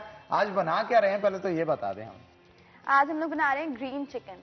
ग्रीन चिकन बना रहे हैं आज हम। ग्रीन चिकन की रेसिपी जनाब। ग्रीन चिकन मोस्टली हमारे यहाँ ज्यादा इसलिए पसंद किया जाता है क्योंकि बहुत सारे लोग यहाँ के हमारे जो पंजाबी होते हैं ना, बड़े चस्कोरे होते हैं और उनको स्पाइसेस बड़े पसंद होते हैं। हमारे प्रोड्यूसर आरब भाई जो हैं उनको भी स्पाइसेस वाली हंडिया काफी पसंद है। आरब भाई, आपके लिए आज खास तौर पे ग्रीन चिली चिकन जो है वो तैयार किया जाएगा, तो मैं चाहता हूँ आप इसकी रेसिपी हमें साथ साथ बताते चले जाए। आज सबसे पहले मैं इसको शुरू करने से पहले जिसको मैं रिप्रेजेंट कर रही हूँ बुलेवर्ड मॉल को, उसका थोड़ा सा इंट्रोडक्शन देना चाहूंगी। हमारी 4 आउटलेट्स वहाँ पे रन कर रही हैं, home bakery, China kitchen, Punjabi dhaba और ग्राउंड फ्लोर पे चाय नाश्ता। तो ये जो हमारी रेसिपी है वो पंजाबी ढाबा की रेसिपी है, और हम लोग फिर स्टार्ट करते हैं। स्टार्ट करें जनाब, स्टार्ट करें। अच्छा, इसके पहले इंग्रेडिएंट्स और क्वांटिटी हम बताएंगे कि कितनी क्वांटिटी के लिए इंग्रेडिएंट हम यूज कर रहे हैं। ये 500 ग्राम चिकन है। मेरे पास मिक्स चिकन है, आप लोग बोनलेस यूज करें, ज्यादा बेटर है। मेरे पास तकरीबन मिक्स ही है, ज्यादातर बोनलेस है। 500 ग्राम मेरे पास चिकन है। इसमें मैं 2 tablespoon of ginger garlic paste डालूंगी। इसमें मसाले कोई ज्यादा नहीं है, बस 3 मसाले हैं, और सारा जो मिक्सचर है वो ग्रीन चिली का है। इसमें मेरे पास 2 टेबलस्पून जिंजर गार्लिक पेस्ट है। 1.5 टीस्पून में इसमें जो है वो गरम मसाला डालूंगी। ब्लैक पेपर डालूंगी, 1 टीस्पून, सॉल्ट टू टेस्ट। अच्छा, ये मेरे पास जो पेस्ट बना के रखा हुआ है, मेरे पास इसमें 1 कप दही है। दही है तकरीबन 10 से 12 ग्रीन चिलीज जो पतली वाली होती हैं वो वाली हैं, अच्छा, इनको क्रश करके डाला जाएगा, सबको एक साथ डाल के सर ग्राइंड करना है, ग्राइंड करना है। और एक बंच जो है मिंट लीव्स का है, mint leaves and coriander leaves, इन दोनों को सबको डाल के एक चटनी सा बन जाएगा और ये आ जाएगा। अच्छा, सॉल्ट ऐड किया जाएगा इस चटनी में? नहीं सर, सॉल्ट हम लोग डायरेक्ट ग्रेवी में ऐड करेंगे। ठीक है, तो इसके बाद ये बताइए कि इसे तैयार किस में किया जाएगा, गोल्डन कुकिंग ऑयल में या गोल्डन बनास्पति घी के? गोल्डन कुकिंग ऑयल में मैं इसको फ्राई करूंगी पहले। जनाब, गोल्डन कुकिंग ऑयल में इसे तैयार किया जाएगा। गोल्डन कुकिंग ऑयल बनाने वालों का ये कहना है कि इसे अफजाने सेहत के असूलों के आइन मुताबिक तैयार किया जाता है डबल ऑटोमेटिक प्लांट पे। इसके अलावा इसे अंदर विटामिन का ब्लेंड मौजूद है, विटामिन ए मौजूद है, विटामिन डी मौजूद है और विटामिन ई भी इसके अंदर मौजूद है। विटामिन ए आपके विजन को क्लियर करता है, विटामिन डी आपकी कैल्शियम अब्जॉर्प्शन और विटामिन ई जो है वो आपके हेयर फॉलिकल्स की ग्रोथ और इसके साथ साथ ओवरऑल हेल्थ के लिए बेहतरीन चीज है। तो अगर आप बाजार के अंदर जाएं तो उसके लिए आपको सबसे पहले इंतखाब करना होगा गोल्डन कुकिंग ऑयल का, ताकि आपके खानों की लज्जत को दोबाला किया जा सके। तो मैं चाहता हूं शेफ आप मैरिनेशन को स्टार्ट करें और साथ साथ इसकी रेसिपी भी बताते जाएं, ताकि ऑडियंस को पता चल सके कि 1 बाय 1 कौन से स्टेप्स हैं जिन्हें परफॉर्म करके हम ग्रीन चिली चिकन जो है वो तैयार कर सकें। अच्छा, ये भी बताइएगा इसकी सर्विंग किसके साथ होगी? ये डायरेक्ट इसी तरह सर्व किया जाएगा जैसे बारबेक्यू किया जाता है, या रोटी या नान के साथ सर्व सर इसकी ग्रेवी होगी, थोड़ा सालन टाइप बनेगा, तो ये रोटी के साथ सर्व होगा। रोटी के साथ सर्व किया कुलचा, जो नॉर्मल रोटी होती है हमारी, तंदूरी पराठा, अचारी पराठा, इन जो आप लगाना चाहें हम लगा सकते हैं। बिल्कुल इट्स अप टू यू। ठीक है जी, स्टार्ट किया जाए। सर आप मुझे ऑयल पास कर दें। ठीक है, ऑयल जनाब, ऑयल पहले पोर किया जाएगा। आपने बताना है कितना ऑयल जो है वो इसके अंदर डाला जाएगा ताकि इसे पोर कर दिया जाए। कितने टेबलस्पून होगा ये? तकरीबन हाफ कप है ये हाफ कप जनाब ऑयल जो है वो इसमें ऐड किया जाएगा कढ़ाई के अंदर और इसे गर्म किया जाएगा जी। थोड़ा सा गर्म हो जाए फिर इसमें मैं जिंजर गार्लिक पेस्ट ऐड करके इसको हल्का सा सौते करूंगी। ठीक है, जिंजर गार्लिक पेस्ट जो है इसमें ऐड की जा रही है और फिर इसे सौते किया जाएगा। अच्छा तो सर, ये बड़ी रेसिपी, ये फरमाइशी जो होती है ना, मेरे जो स्टूडेंट वहाँ पे जो काम कर रहे हैं कोलीग्स वगैरह, वो मुझे कह रहे थे कि शेफ आज आप ये वाली रेसिपी बनाएं, मैं आपको बताता हूँ ये वाली रेसिपी बनाएं, आप उनको बहुत पसंद आएगी। तो वो बड़ी ख्वाहिश थी उनकी कि मैं वहाँ पे जाके उनकी रेसिपी बनाऊँ, तो आज उनकी स्पेशल रेसिपी मैं बना रही हूँ। अच्छा, वैसे इस रेसिपी को पसंद ओवरऑल कितना किया जाता है? वहाँ पे लोग भी तो बहुत सारे आके ट्राई करते होंगे ना, तो लोग क्योंकि हमारे यहाँ चस्कोरे हैं, मसालों को ज्यादा पसंद करते हैं और उनको होता है कि मसाले जो हैं वो काफी ज्यादा डाला जाए, टेस्ट उनसे डेवलप किया जाए। तो क्या कहेंगी आप, लोग कितना पसंद करते हैं उसमें? ज्यादातर लोग, इसीलिए तो मैं इस रेसिपी को लेके आई हूँ ताकि लोग घर में भी आराम से इजीली ट्राई कर सकें। जो वो बाहर खाते हैं उनका टेस्ट वो घर पे बने, क्योंकि ये भी सुनने में आ रहा है ना कोविड की सेकेंड लेयर जो है वो दिन ब दिन लिथल होती चली जा रही है। तो उसके लिए खास तौर पे घरों के अंदर आप चस्के किस तरह से पूरे कर सकते हैं, खास तौर पे हमारी ऑडियंस के लिए ये सेगमेंट जो है वो डिजाइन किया जाता है। तो इसको कितनी देर अभी इसके ऊपर पकाया जाएगा? बस ये थोड़ा सा हल्का सा गोल्डन हो जाए फिर मैं चिकन ऐड करूंगी। ठीक है, जैसे ही इसका कलर थोड़ा चेंज होगा, और कलर चेंज होता है तकरीबन 1 से 2 मिनट में, और आप इसको पकाएं अच्छे से। जैसे ही ब्राउनिश हो जाएगा इसके बाद जो है वो चिकन इसके अंदर ऐड कर दिया जाएगा। और चिकन को कितनी देर के लिए पकाया जाएगा? जब तक ये हल्का सा ब्राउन ना हो जाए। चिकन ब्राउन ना हो जाए या फिर जो बीच में लहसुन? चिकन ब्राउन ना हो जाए, यानी चिकन को अच्छे से अब पकाया जाएगा जी। अच्छा, इसके लिए बोनलेस चिकन ही क्यों यूज किया जाता है? सर क्योंकि डिपेंड करता है, मैं वैसे नॉर्मली चिकन जो अपना बोनलेस है वो यूज करती हूँ। वैसे अगर कढ़ाई टाइप अगर आप बनाना चाह रहे हो तो उसमें कढ़ाई मिक्स चिकन जो होता है वो आप यूज करें। It depends on you. ठीक है। कि अच्छा, आपको हड्डी वाला पसंद है या फिर आपको रूखा रूखा वैसे ही क्योंकि बहुत सारे लोग होते हैं ना वो लेग पीसेस का भी इस्तेमाल करते हैं। कर सकते हैं, मिक्स गोश्त आप लोग आराम से इस्तेमाल कर सकते हैं। हाँ, मतलब इसके पीछे कोई मिथ नहीं है। नहीं। अगर आप घर में कढ़ाई नहीं तैयार करना चाहते तो ग्रीन चिली चिकन के लिए आप खास तौर पे जो बाजार से नॉर्मल चिकन मिलता है उसको भी मिल सकता है। इसके अंदर मैजिक किस चीज का होता है? मेरा ख्याल ये ग्रीन सॉस जो तैयार की गई है इसका मैजिक होगा, ये पूरा पकेगा इसमें। अच्छा, पकाया ही इसमें जाएगा? इसमें ही पकाया जाएगा। अच्छा, अगर आप लोग चाहते हैं कि मैरिनेट करके ओवरनाइट रखें, इसी जो ये जो मैंने बनाया है ग्रीन चिली का, इसको ऐसे ही मैरिनेट करके, सिर्फ आपने जिंजर गार्लिक नहीं डालना है, चिकन को सिर्फ सॉस में मैरिनेट करके ओवरनाइट छोड़ दें, फिर जैसे अभी स्टेप हम लोग कर रहे हैं वो हम लोग फिर एक साथ डाल के उसको पका सकते हैं। बिल्कुल, और उससे टेस्ट भी डेवलप होगा क्योंकि हमारे पास यहाँ पे वक्त कम होता है। दैट्स व्हाई हमारी कोशिश होती है कि जल्द अज जल्द 1 घंटे के सेगमेंट के अंदर हम अपनी ऑडियंस को बेहतरीन खाना जो है और बेहतरीन डिशेज और रेसिपीज बता सकें, उसके लिए हमारे से जो मुमकिन हो सकता है हम करते हैं। तो मैं चाहता हूं किंजा आप इसे स्टार्ट करें और रेसिपी को पूरे करें। वक्तन फवक्तन आपसे मैं इन टच भी रहूंगा सेगमेंट्स के दौरान। जनाब, आज हमारे साथ जो गेस्ट मौजूद हैं, बड़े ही खास गेस्ट हैं जो कि हमारे साथ मौजूद हैं। हमारे साथ फैसल रशीद साहब खास तौर पे बरतानिया से तशरीफ लाए हैं और साबिक बरतानवी मेंबर पार्लियामेंट भी रहे हैं और वेलिंगटन के मेयर भी रहे हैं साबिक। तो वेलकम करते हैं जनाब आपको शो के अंदर। बिलाल डोगर भी हमारे साथ मौजूद हैं जो कि हमारे सीनियर एंकर पर्सन है सिटी 41 के। तो बिलाल, आपको भी वेलकम करते हैं शो के अंदर। फैसल रशीद साहब की तरफ मैं जाना चाहूंगा। फैसल साहब वहां से आए, पहले तो सवाल सियासत के ऊपर भी किया जाएगा, लेकिन वहां पे कोविड की सूरत हाल क्या रही है, मैं इस हवाले से जानना चाह रहा हूं। पाकिस्तान को कंपैरिजन अगर किया जाए, वहां पे ज्यादा स्वेयर सिचुएशन है? जी बिल्कुल। सबसे पहले thank you very much for inviting me on your show. बिल्कुल कोविड की सिचुएशन बहुत ज़्यादा ख़राब है यूके में। आपको पता है, अगर जो स्टैटिस्टिक्स अगर आप देखें तो उसके मुताबिक तो ओवर 50,000 डेथ्स जो हैं वो यूके में हुई हैं जो रजिस्टर हैं। As compare to Pakistan of course it's a big loss. लेकिन यह है कि इकॉनमी वाइज कोविड से जो असरात हुए हैं, वहाँ की गवर्नमेंट ने बहुत ज़्यादा हेल्प किया। इस वक्त वहाँ पे 80% जो है ना आपकी जो वेजेस हैं वो गवर्नमेंट जो है सिंस मार्च वो दे रही है और अगली मार्च तक देगी। पूरा साल लोगों को जो काम नहीं करना मतलब जो इंडस्ट्री बंद हो रही है कोविड की वजह से, तो उनको घर बैठे बैठे 80% की उनकी वेजेस उनको मिल रही है। ये एक बहुत बड़ा इनिशिएटिव है उनकी गवर्नमेंट की तरफ बहुत से। बड़ा। आप ये देखें कि तकरीबन मतलब ट्रिलियन पाउंड जो है ना वो इस ओवर ट्रिलियन पाउंड जो लग चुका है इस वक्त। अच्छा, जर्मनी और कनाडा की अगर बात की जाए, उसमें सुनने में आ रहा है कि ये बरतानिया से भी ज्यादा बेहतर फैसिलिटीज वहां पे प्रोवाइड की जा रही हैं। इसमें सदाकत है? हाँ बिल्कुल है। कुछ चीज़ें जो उन्होंने मार्च में जब की थी, हमने एक्सटेंड किया था 3 महीने के लिए पहले किया था, ये फर्लो स्कीम कहते हैं इसको।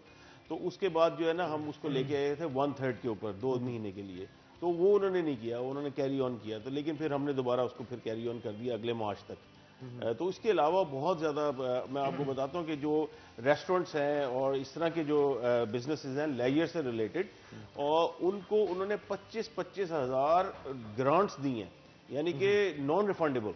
उसके अलावा फिर हमने वहाँ पे बाउंस बैक लोन्स हैं, उसके बाद corona virus business interruption loans हैं, 2 लोन स्कीम्स शुरू की हैं स्मॉल बिजनेस के लिए अप टिल 50,000 पाउंड्स के लोन्स जो हैं बहुत ही माइनर इंटरेस्ट रेट के ऊपर, और 5 साल के ऊपर उसको भी हमने एक्सटेंड करके 10 साल पे कर दिया ताकि आपकी रीपेमेंट और कम हो जाए जो साल बाद। और पहला जो 12 मंथ्स है वो उसका इंटरेस्ट भी गवर्नमेंट दे रही है और पहले 12 महीने कोई किस्त भी नहीं है। तो इस तरह की काफ़ी इनिशिएटिव्स गवर्नमेंट लेके आई है। और वैसे आप क्या कहेंगे, इस तरह के मौकों पे पता चलता है कि मुल्क की मैशियत किस कदर अहमियत रखती है किसी मुल्क की तरक्की के अंदर।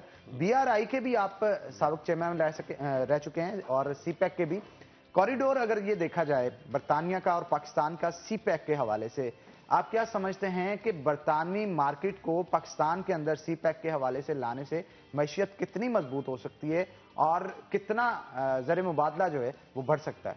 हाँ देखिए, बड़ा अच्छा क्वेश्चन किया आपने। किसी भी मुल्क की तरक्की जो है ना वो इसी चीज़ से डिटरमिन की जा सकती है कि एक उसकी एक्सपोर्ट्स कितनी है, ठीक है, और उसका GDP ग्रोस डोमेस्टिक प्रोडक्ट जो है वो कितनी इम्प्रूव हो रही है। अब पाकिस्तान के लिए इस वक्त ये जो CPEC आपने बात की है जो बड़ा प्रोजेक्ट है और बहुत इंपॉर्टेंट भी है। CPEC से हवाले से जो आपकी इन्वेस्टमेंट सिर्फ CPEC में आती है, आपके जो इकोनॉमिक जोन्स बन रहे हैं, उसके अलावा आपको लॉजिस्टिक्स के लिए बहुत ज़्यादा इन्वेस्टमेंट्स चाहिए, तो और सर्विसेज के थ्रू, इसके थ्रू सिर्फ CPEC में इन्वेस्टमेंट्स जो है वो मैन्युफैक्चरिंग में ही नहीं आएगी, उसके अलावा इसके साथ जो है ना वो साइड इफेक्ट्स बहुत ज़्यादा होते हैं, जिसका मतलब ये है कि आपकी टूरिज्म भी बढ़ सकती है, इसके अलावा और बहुत सी इंडस्ट्रीज जो हैं वो भी बढ़ सकती हैं।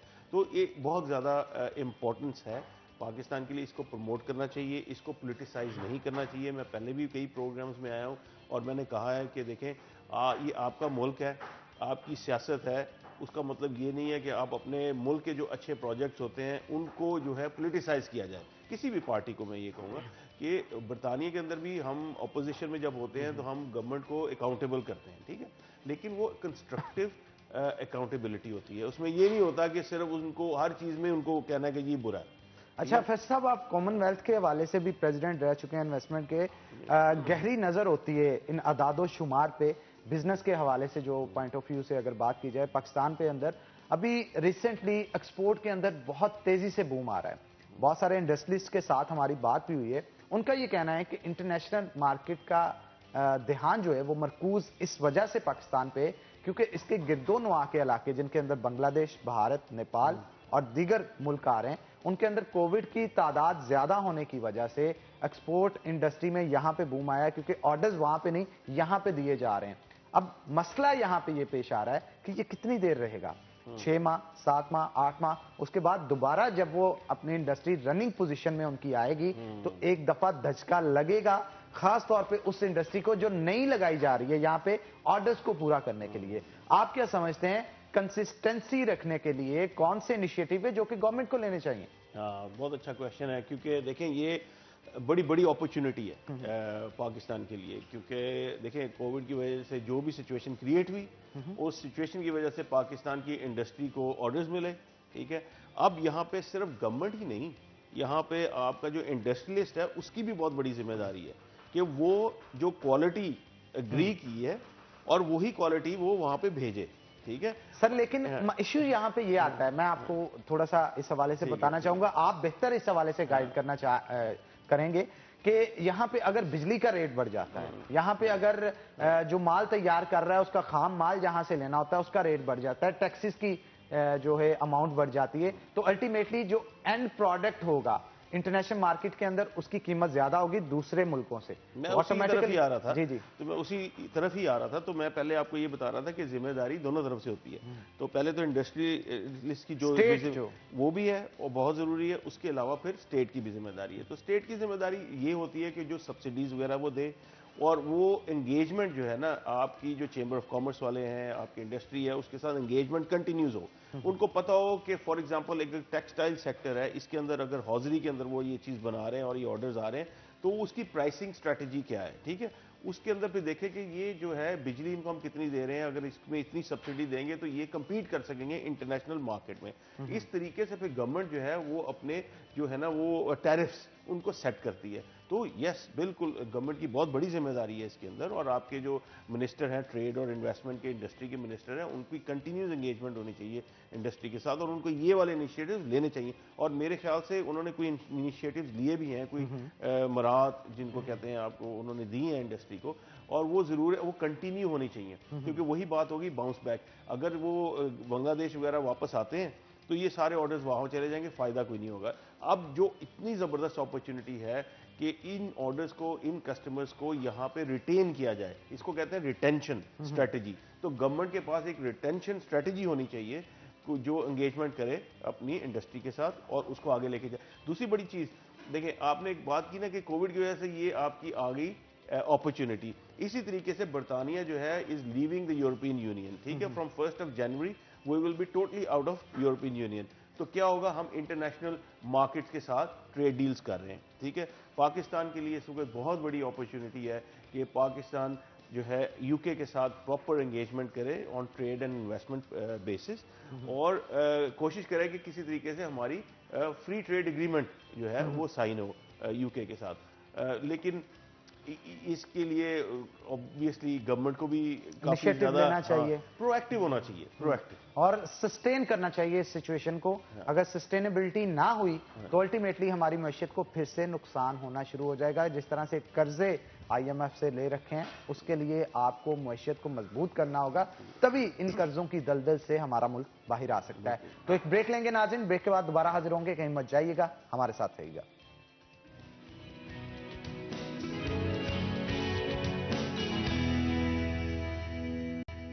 वेलकम बैक नाज़रीन, ब्रेक के बाद खुशामदीद। हमारे साथ बिलाल डॉगर मौजूद है, उनके साथ भी गुफ्तगू करते हैं। बिलाल, अगर सिचुएशन देखी जाए कोविड की, पाकिस्तान की, बरतानिया की, या ऑल ओवर द वर्ल्ड देखी जाए, पाकिस्तान पे अल्लाह ताला का खास करम है इस हवाले से कि उतने लीथल कॉम्बिनेशन नहीं बन पा रहा जैसे दूसरे मुल्कों के अंदर है। खित्ता सेम है हमारा, एशिया के अंदर बहुत सारे मुल्कों के अंदर बड़ी बुरी तरह ये वबा जो है वो फैली है, लेकिन पाकिस्तान पे खास अल्लाह ताला का करम रहा है, और उसकी वजह से जो मराहत मिल रही हैं, जिस तरह से एक्सपोर्ट इंडस्ट्री के अंदर बूम आ रहा है, और इंपोर्ट पे भी टैक्स की जो ड्यूटीज हैं वो कम कर दी गई हैं गवर्नमेंट के अंदर, कारोबारी हालात बेहतर हो रहे हैं। क्या कहेंगे आप इस वक्त? हनान, अगर कोविड के हवाले से बात करें तो आपने सब कॉन्टिनेंट की जब बात की, हमारा खित्ते की बात की, तो हमारे साथ भारत मौजूद है जहां 90,000 से ज़्यादा एक दिन के अंदर लाख केस भी आया एक दिन के अंदर।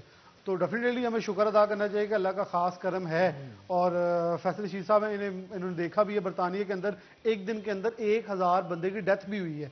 1,000 के मतलब 950 के करीब जो लोग हैं वो एक एक दिन के अंदर बरतानिया के अंदर उनका इंतकाल होता रहा कोरोना के बायस। तो जिसके अंदर से अगर लंदन हम उसकी बात करें जो मेन शहर था तो उसके अंदर 550 की तादाद रही एक एक दिन के अंदर। और ये एक वीक तक जो कंसिस्टेंट रहा ये डेथ रेशो था। डेफिनेटली बहुत ज़्यादा एक बड़ा ड्रॉबैक था। उन्होंने कहा देखें उनकी गवर्नमेंट्स ने उन्हें बहुत सपोर्ट किया। पाकिस्तान के अंदर डेफिनेटली ये अल्लाह का करम है, इससे पाकिस्तान तहरीक इंसाफ की गवर्नमेंट कैश करवाती है कि उनकी अच्छी पॉलिसीज हैं। लेकिन चलें हम ये तक अप्रिशिएट कर देते हैं कि डेफिनेटली जो अब इस बार मुझे कुछ हद तक खान साहब इमरान खान की जो पॉलिसीज हैं वो बेहतर नजर कैसे आ रही हैं। शादी हॉल बंद करने के ऊपर उन्होंने एक स्टैंड लिया कि इन्हें काम करने का मौका दिया जाए, इंडोर कर दें या आउटडोर कर दें। उन्हें एक पूरा SOP दे दी। अब मार्किज का आ रहा है, मार्किज जो ऊपर से हैं 6 फुट से ऊपर जो मार्किज उसे खोल दिया जाए, ओपन कर दिया जाए साइडों से, ताकि ये भी फैसलाबाद जो मार्किज एसोसिएशन है उनकी तरफ से मशवरा दिया गया था, उनकी तरफ से सिफारिश पेश की गई थी कि ये फॉर्मूले अपना लिया जाए।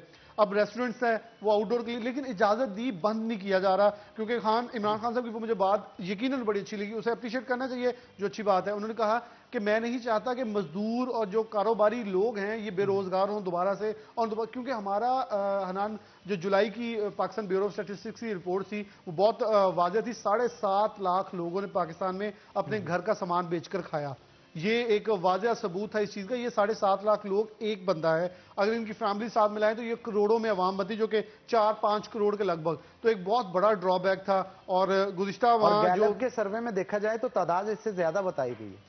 क्यों गैलप का सर्वे इससे मुख्तलिफ था, उसमें तादाद ज्यादा बताई गई है। लेकिन ये चले हम पाकिस्तान ब्यूरो स्टैटिस्टिक्स की रिपोर्ट इसलिए मैं कह रहा हूँ ये इनकी अपनी है। ये मतलब किसी और ये कह रहे थे गैलप या किसी और ने सर्वे किया तो जी वो ऑथेंटिक नहीं हो सकता। ये गवर्नमेंट के अपने इदादो शुमार है, अपने फिगर्स दिए हुए हैं जो कि हमारे सामने थे। लेकिन फिर भी बिलाल ये बहुत बड़ी बात है कि हमारी कौम जिस तरह से कोविड के दिनों में मुत्तहिद हुई है, लोगों की इमदाद जिस तरीके से की गई है, मतलब लोगों ने इतनी दिल खोल के इमदाद की है, जो जितनी सकत रखता था उतनी मदद की है। और दूसरी जानब ये भी देखने को मिला कि बहुत सारे जहां पे ऐसे लोग भी थे कि एक ही शख्स आके 10-10 लोगों से घर का राशन ले जाता है, वहां पे ऐसे लोग भी मौजूद थे जिनके घरों पे अगर कोई राशन ले गया उसने कहा मेरे पास मौजूद है, मेरे साथ वाले के पास मौजूद नहीं है, आप वहां पे जाएं। तो सर वहां पे बरतानिया के अंदर अगर देखा जाए वहां पे सिचुएशन क्या थी, किस तरह से गवर्नमेंट के अलावा जो मुखय्यर हजरात थे उन्होंने कोविड डेज में किस तरह से कोलैबोरेट किया और अपने माशरे की खिदमत किस तरह से की? बिल्कुल, उसमें देखिए आपने पहले जो बात की मैं उसको कहूंगा, अल्लाह ताला का पाकिस्तान के ऊपर खास करम सिर्फ कोविड पे नहीं है,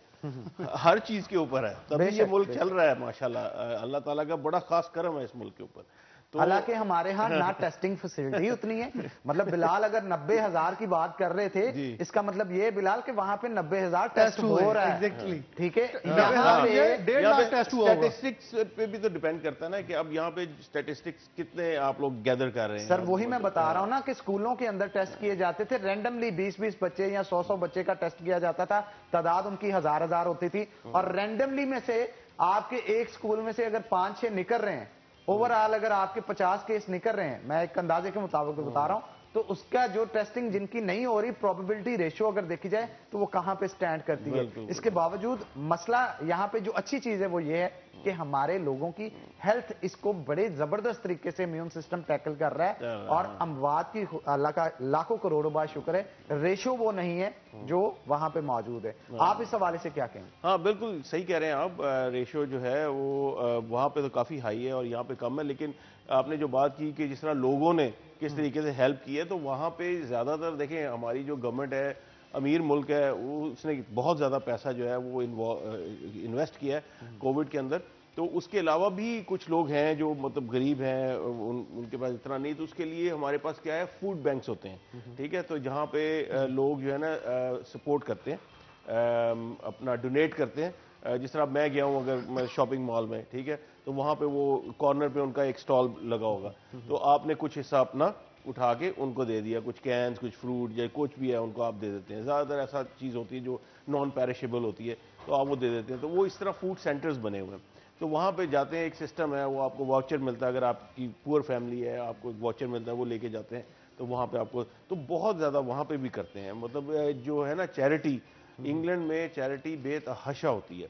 आप चिल्ड्रन इन नीड आप देखें, मिलियंस ऑफ पाउंड्स हर साल वहां पे सिर्फ एक शाम में वो प्रोग्राम होता है 4-5 घंटे का, ठीक है, चिल्ड्रन इन नीड। तो वो मिलियंस इकट्ठे होते हैं और हर साल वो रिकॉर्ड ब्रेक होता है, हर साल। तो चैरिटी वहां पे भी इंग्लैंड में ये जो गोरे हैं बहुत ज्यादा चैरिटी करते हैं। अच्छा सर, वहाँ की सियासत भी आपने एंजॉय की, पाकिस्तान की सियासत पे भी गहरी अभी भी कर रहा हूँ, नजर रखते हैं? बिल्कुल, अभी भी कर रहे हैं और अल्लाह ताला इसी तरह आपको जो है कायमो दायम वहां पे रखे। आप फर्क कहां पे महसूस करते हैं हमारे सियासी निज़ाम में और उनके सियासी निज़ाम में? क्या समझते हैं ज्यादा अवाम की फलाह के लिए बेहतर निज़ाम कौन सा है? देखिए, आई थिंक सबसे बड़ी चीज है एजुकेशन, ठीक है। सिस्टम तो जो पाकिस्तान में जो पॉलिटिकल एक सिस्टम है वो एग्जैक्टली द सेम जो यूके में है, ठीक है। जो आपका एक एमएनए बनते हैं, हम एमपीज बनते हैं, मेंबर पार्लियामेंट्स, और फिर एक पार्लियामेंट है, फिर उसमें जो भी वोटिंग होती है मेजॉरिटी उसी तरीके से होती है। तो आपका सेनेट है यहाँ पे। सर पॉलिसी सेम है क्या हमारी? नहीं, पॉलिसीज ऑब्वियसली डिफरेंट होती है ना, वो कंट्री टू कंट्री डिफरेंट होगी, वेरी होगी। आपकी नीड्स डिफरेंट है और उनकी नीड डिफरेंट है। आपकी पॉपुलेशन बहुत ज्यादा है, हमारी पॉपुलेशन कम है। पाकिस्तान बहुत बड़ा है, मेरे ख्याल 4 इंग्लैंड यूके मिलाओ तो एक पाकिस्तान बन जाता है। तो इस तरह मतलब आपकी डिफरेंट नीड्स है। लेकिन जो मेन चीज मैं आपको यहाँ कहूँगा ना, जो नाज़रीन भी आपके सुन रहे हैं, सबसे बड़ी चीज ये होती है कि आपकी मेंटल अप्रोच, ठीक है, आपके पॉलिटिशियन की मेंटल अप्रोच, वो क्या करना चाहता है। मैं आपको एक बहुत छोटी सी एग्जांपल देता हूं, मुझे बड़े अफसोस के साथ कहना पड़ता है कि जो एक होती है ना उर्दू का वर्ड है क्या ये, मुहिब्बुल वतन, पैट्रियटिज्म, इंग्लिश में उसको कहते हैं पैट्रियटिज्म, राइट। पैट्रियटिज्म जो है ना, मैंने इंग्लैंड में लर्न की है। मैंने पाकिस्तान में, मैं यहाँ पला बड़ा हूँ, ठीक है, लेकिन मुझे उस लफ्ज़ का मतलब, मुझे पाकिस्तान नहीं पता लगा, मुझे उस लफ्ज़ का मतलब जो है ना मुझे इंग्लैंड ने सिखाया कि अपने मुल्क से मोहब्बत होती क्या है। सर कैसे हमारे साथ एक्सपीरियंस शेयर मैं करें? बताता हूँ आपको अपने मुल्क के साथ मोहब्बत। यहाँ पे मैंने जो सीखा था ना वो ये था कि झंडा पकड़ के 14 अगस्त को आप मोटरसाइकिल पे निकल जाएं, हॉर्न बजाएं, ठीक है, नारे लगाएं, ओ ये हो गया वो हो गया, पिस्तौलें चला दें, यू नो, ये बस इतनी ये सोच है, ये जो पैट्रियटिज्म है। वहाँ पे मैंने ये सीखा कि पैट्रियटिज्म ये है कि ये मेरा मुल्क है, इसको मैंने अच्छा किस तरह करना है।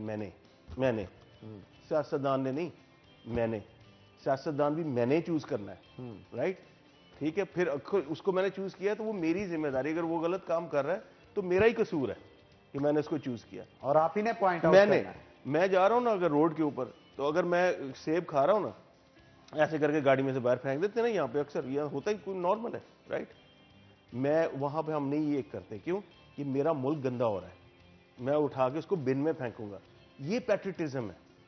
अपना घर साफ रखना, अपने घर से बाहर, यहाँ पे आप करोड़ों का घर है, शेख साहब, मियाँ साहब, फलां टींग, वो मार्बल लगे हैं, ये है सारा कुछ, ठीक है, बाहर गंदी नालियां, कुछ नहीं, मेरा नहीं है, ये गवर्नमेंट करे। The question is that sir, वहां पे जाके तो यही पाकिस्तानी, सपोज एक शख्स यहां से उठता है, फ्लाइट लेता है, इंग्लैंड चला जाता है, यहाँ पे वो सड़क पे सब कुछ फेंक रहा है, वहां पे जाके कंट्रोल्ड हो जाता है। ये एनवायरनमेंट में क्या फर्क है वहां पे? देखिए, 2 चीजें हैं। पहली बात, कई ऐसे हैं जो वहां जाके भी ठीक नहीं होते ठीक है, ऐसे भी हैं, मैंने वहां देखे हैं, यकीन करें। सर इस पे मजीद गुफ्तगू करेंगे, लेकिन एक छोटी सी ब्रेक के बाद मुझे बड़ी इंटरेस्टिंग बात लग रही है आपकी, ठीक है। तो इस पे जो है डिटेल से डिस्कशन करेंगे, लेकिन एक छोटी सी ब्रेक के बाद। तो नाज़रीन एक ब्रेक लेंगे, ब्रेक के बाद दोबारा हाजिर होते हैं, कहीं मत जाइएगा, हमारे साथ रहिएगा।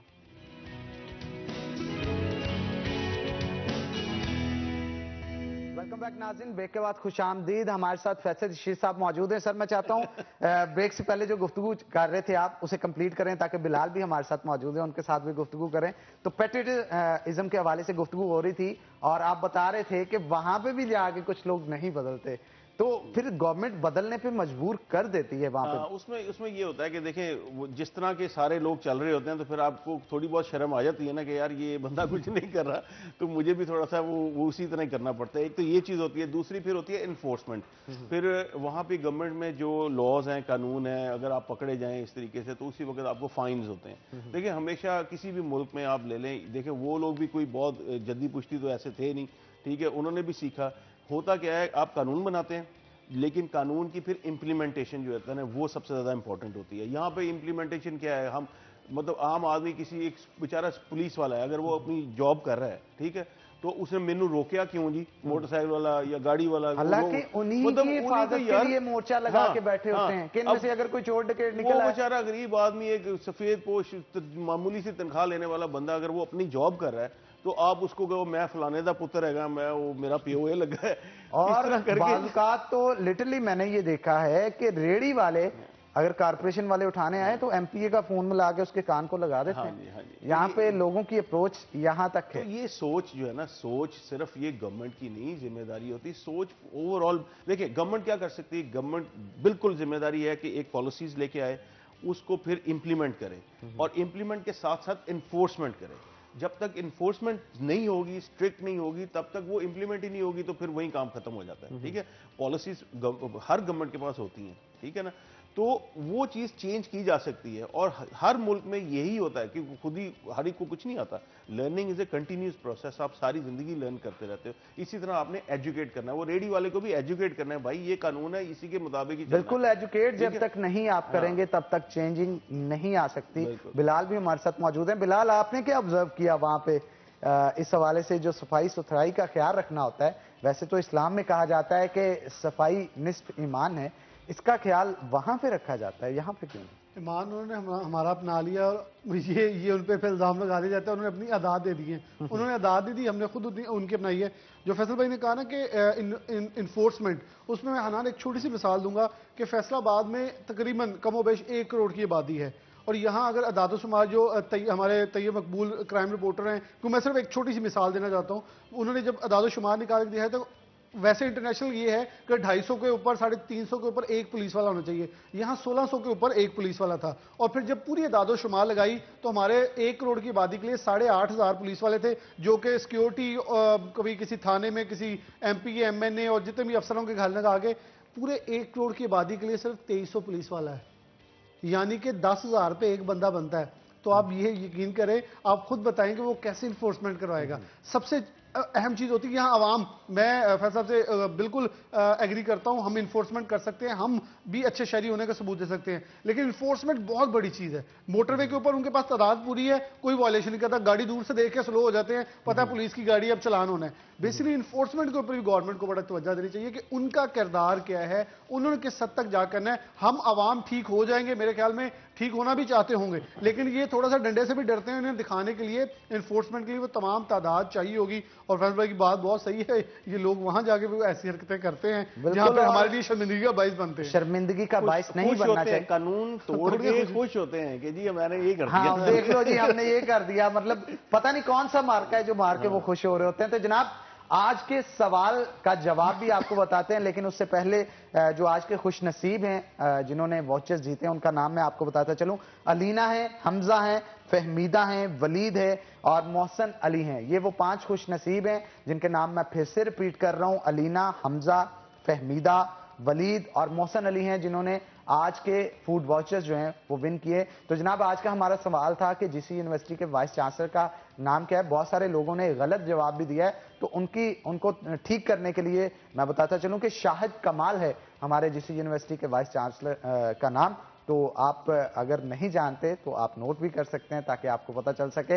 वक्तन फवक्तन चेंज होते रहते हैं, लेकिन मौजूदा वाइस चांसलर हमारे जो हैं वो शाहिद कमाल है। तो फैसल रशीद साहब हमारे साथ मौजूद हैं। फैसल साहब, और भी बहुत सारी चीजें हैं जो कि आपके हिस्से में आती हैं। 17 कायदे आजम से आपको नवाजा गया और जो मेयर आप बने, एक लंबी तारीख तक वहां पे मेयर जो है वो उस कम्युनिटी से नहीं आया था जिससे आप बने, तो एक बड़े एजाज की बात है आपके लिए। पाकिस्तान से भी 17 कायदे आजम लिया, क्या कहेंगे इस हवाले से? आप इन अचीवमेंट्स पे खुश तो होते होंगे कि लाइफ में जो एम सेट किया था उसे अचीव कर लिया, आगे क्या प्लान है उस हवाले से भी बताएं।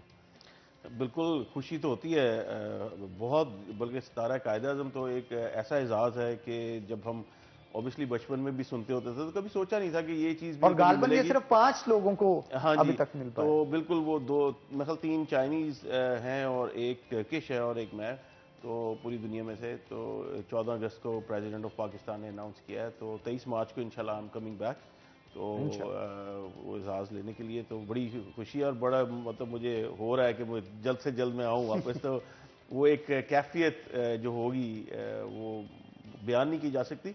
तो बिल्कुल खुशी तो है, ऑफ कोर्स ये अचीवमेंट्स है, कभी जिंदगी में सोचा नहीं था कि ये चीज़ होगी, लेकिन इंसान देखें, आपकी नीयत साफ हो, आप मेहनत करते रहें, अल्लाह ताला उसका सिला देता है। ये तो एक छोटी छोटी चीज़ें हैं, अवार्ड्स हैं, ये मतलब असल चीज़ होती है कि एक अच्छा इंसान बने, वो आपको हर जगह ले जाता है, ठीक है। उसके अलावा आपने मेयर की बात की, 170 साल की तारीख जो है मैंने उस शहर में, यूके के, इंग्लैंड के शहर में, और वो मज़े की बात आपको बात बताऊं और नाज़रीन को भी बताऊं कि जहां मैं रहता हूं इंग्लैंड के अंदर, वहां पे 98%, ओवर 98% जो है वो वाइट ब्रिटिश कम्युनिटी है।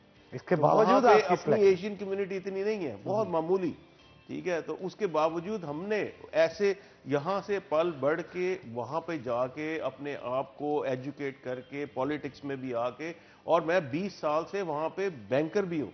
ये है हमारे पाकिस्तान का और जनाब वो असली चेहरा, जिसे वहां पे जाके भी बताया गया और इनके किरदार को जांचते हुए इनको मेयर जो है वो मुंतखब किया गया। ये जनाब आपके लिए नहीं, हमारे लिए भी एजाज की बात है कि एक सितारा जो कि पाकिस्तान से निकल के जाके किसी और मुल्क में बसता है, तो उसकी रोशनी से दूसरे लोग भी मुस्तफीद होते हैं, और आपकी चमक धमक जो है वो हमारे लिए बाइसे फख्र है और बाइसे फख्र ही रहेगी। सर क्या कहेंगे, अगर लड़कपन के दौर में जाया जाए, वहां पे बहुत सारे स्कूल कॉलेजेस के अंदर जब आप पढ़ते हैं तो मेल मुलाकातें, मोहब्बतें, रकाबतें, दोस्तियां होती हैं, तो कभी आपको किसी के साथ मोहब्बत हुई? बहुत दफा।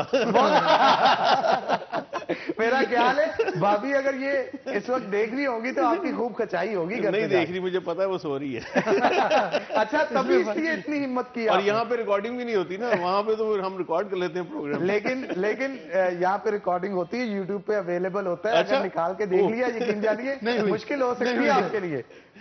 बिरयानी, बिरयानी, चिकन बिरयानी, उसकी क्या वजह है? मसाले, टेस्ट, मतलब अच्छा, बाजार से भी बहुत मिलते हैं, भाभी के हाथ में क्यों बड़ा पसंद है? अच्छा बनाती है वो, मतलब खाने बहुत अच्छे बनाती है। बिरयानी का उसका वो ये होता है कि वो जो थोड़ी सी वो गीली गीली ग्रेवी जो होती है ना, वो बड़ी चटपटी और बड़ी मजे की, चटपटी, जरा मसाले, इमली और ये चीजें। लंदन में ये चीजें मिलती है, यूके में ये चीजें मिलती बहुत कम है। वहाँ आपको बिरयानी भी थोड़ी एक दो दिन पुरानी मिलेगी, तो ये बड़ी अहम चीज है कि वहाँ आपको खाने के लिए कुछ भाभी खुद बना लेती हैं। अच्छा, वैसे आपने भी कभी कुछ बना के भाभी को खिलाया?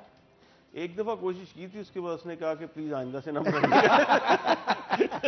मैंने कहा चलो दैट्स गुड। अच्छा, अब ये भी एक चीज होती है, एक शख्स है जो बहुत अच्छा खाना बनाता है, लेकिन जान छुड़वाने के लिए जानबूझ के खराब बनाता है ताकि आइंदा ना मुझे कहा जाए। नहीं, आपके साथ ये सीन तो नहीं? टू बी ऑनेस्ट मुझे आता ही नहीं है। मैंने ट्राई किया एक दो दफा, मैंने स्टेक्स बना लेता हूँ, वो कभी वो भी कच्चे रह जाते हैं, कभी ज्यादा हो जाते हैं। लेकिन स्टेक्स बनाते हैं, इसका मतलब डाइट कॉन्शियस हैं आप थोड़े से? कोशिश कर रहा हूँ लेकिन कम नहीं हो रहा है, लेकिन। अच्छा, कभी किसी से प्यार किया और उसको गाना गुनगुना के सुनाया हो? गाने गा लेते हैं, कभी कभी मेरे दिल में ख्याल आता है। सर ये अगर आप हमें भी गुनगुना के सुना दे तो क्या बात होगी? नहीं, ये जनाब ऑडियंस सुनना चाहती है, हमारे चमकते हुए सितारे आप सिर्फ सियासत चले में मैं नहीं। आपको ना एक वो शेर सा सुना देता जी जी जरूर। कभी कभी मेरे दिल में ख्याल आता है, जिंदगी तेरी नर्म जुल्फों की छांव में गुजर ना पाती तो शादाब हो भी सकती थी, मगर ये हो न सका और ये अब ये आलम है कि तू नहीं, तेरा गम, तेरी जुस्तजू भी नहीं, गुजर रही है जिंदगी कुछ ऐसे जैसे इसे किसी के सहारे की आरज़ू भी नहीं।